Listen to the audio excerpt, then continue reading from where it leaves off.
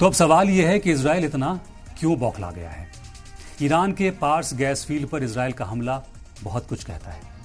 Trump का यह कहना कि इजराइल ने हमले से पहले हमारी सलाह नहीं ली, यह भी समझ से परे है। ट्रंप ने ट्रुथ प्लेटफॉर्म पर अपने बयान में जो कहा, उसमें इजराइल के लिए आउट ऑफ एंगर लफ्ज का इस्तेमाल किया है कि इजराइल ने आउट ऑफ एंगर यानी गुस्से की हालत में ईरान के पार्स गैस फील्ड पर हमला किया। इजराइल का यह आउट ऑफ एंगर हमला करना नॉर्मल नहीं है। सवाल यह है कि इजराइल को किस बात का गुस्सा है। ईरान में अब तक रिजीम चेंज नहीं हुआ, इस बात का गुस्सा। अवाम सड़कों पर नहीं आई है, इस बात का गुस्सा है,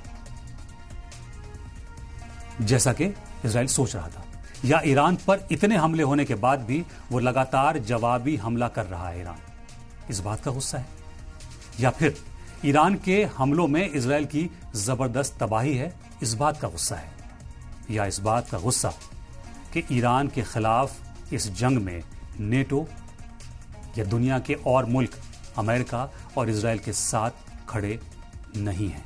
आखिर किस बात का गुस्सा है इजराइल को? तो जवाब यह है कि इन सब बातों का गुस्सा है, फ्रस्ट्रेशन है इजराइल को।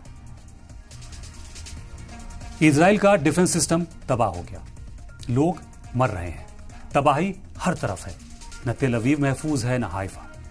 ईरान के मिसाइल्स को इजराइल इंटरसेप्ट तक नहीं कर पा रहा है।